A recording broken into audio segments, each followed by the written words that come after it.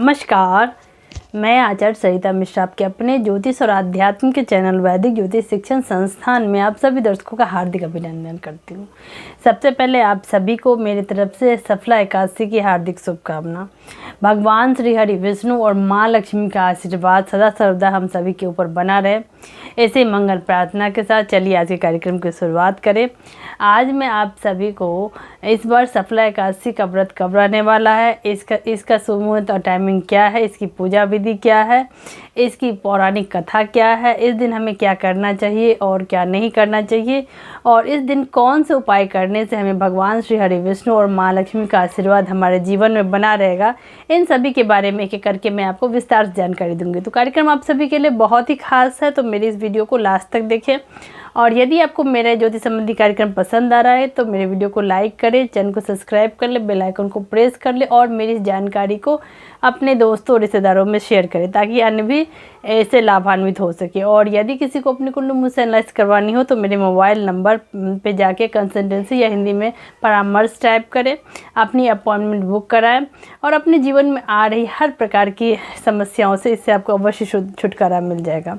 मैंने ज्योतिष के क्षेत्र में वैदिक ज्योतिष, palmistry, numerology, tarot, vastu, face reading, gemology, advance predictive astrology, remedial course, vastushastra, इन सभी विषयों का मैंने अध्ययन कर रखा है और लगभग इस क्षेत्र में 10-12 साल से लोगों को सेवा दे रही हूँ।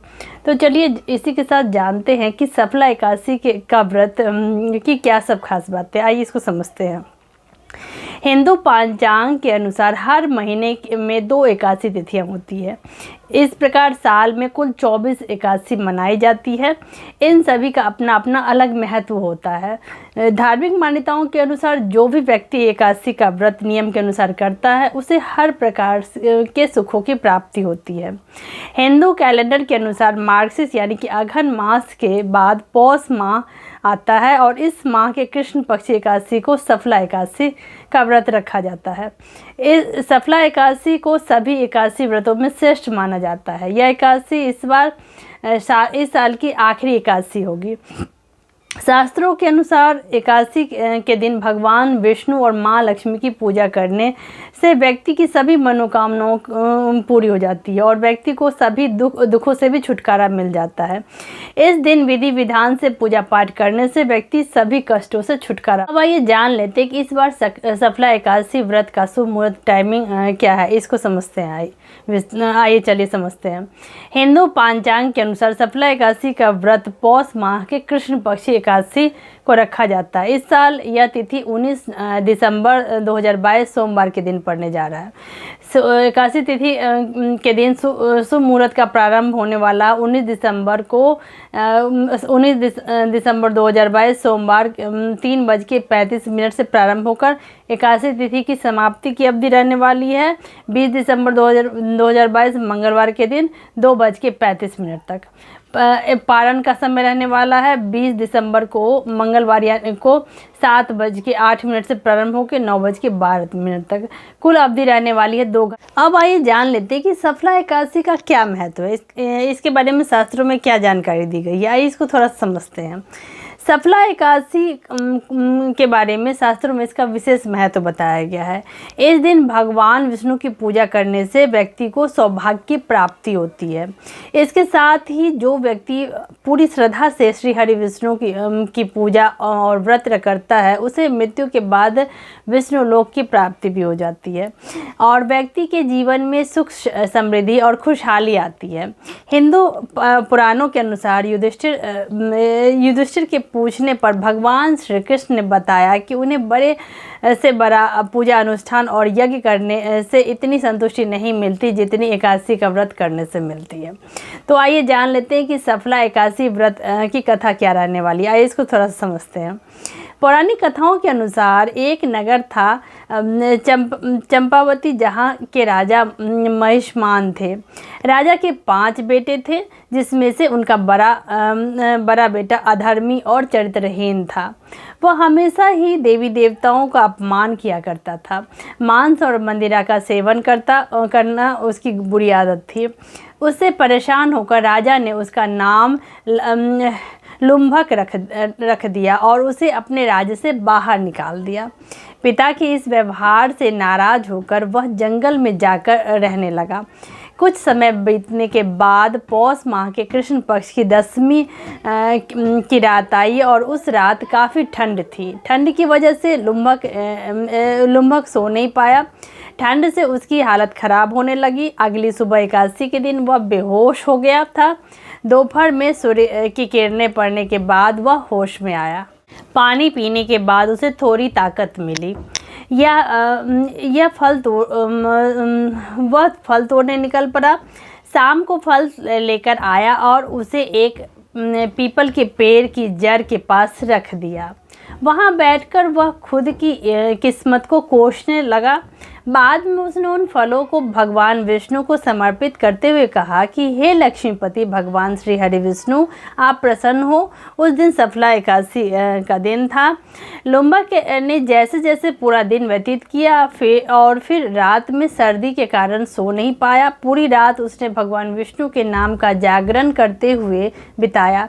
बिना जाने ही उसने सफला एकादशी का व्रत पूरा कर लिया। सफला एकादशी के व्रत के प्रभाव से वह धर्म के मार्ग पर चलने लगा। कुछ समय के बाद वह राजा महिष्मान को इस बात का पता चला तो उन्होंने अपने बेटे लुम्भक को राज्य में वापस बुला लिया। इसके बाद राजा महिष्मान ने अपने पुत्र लुम्भक को चंपावती नगरी का राजा बना दिया और सारा राजपाट सौंप दिया। राजा महिष्मान स्वयं तप करने जंगल चले गए। कुछ समय बाद लुम्भक को एक पुत्र हुआ जिसका नाम मनोज्ञ रखा गया। जब वह बड़ा हुआ तो लुम्भक ने अपने पुत्र को सत्ता दे दी और खुद भगवान विष्णु की भक्ति में लीन हो गए। इस तरह से सफला एकादशी हर कार्य को सफल बनाती। अब आइए हम जान लेते हैं कि सफला एकादशी के दिन ऐसे कौन से उपाय करें जिससे हमें भगवान श्री हरि विष्णु का आशीर्वाद प्राप्त होगा और हमारी सभी मनोकामनाएं पूर्ण होगी। इस क्रम में सर्वप्रथम सफला एकादशी के दिन अगर आप तुलसी जी के सामने देसी घी का दीपक जलाकर ओम नमो भगवते वासुदेवाय नमः मंत्र का जाप करते हुए 11 बार परिक्रमा करते हैं तो आपके जीवन में आ रही सभी प्रकार की धन संपत्ति की परेशानी अवश्य समाप्त हो जाएगी।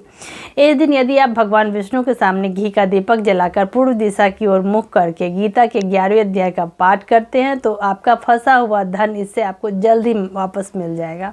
सफला एकादशी के दिन भगवान विष्णु के आगे 9 बत्तियों वाला दीपक जलाएं और इसके साथ ही अखंड दीपक भी जलाएं। ऐसा करने से आपकी नौकरी में चली आ रही परेशानी अवश्य समाप्त हो जाएगी।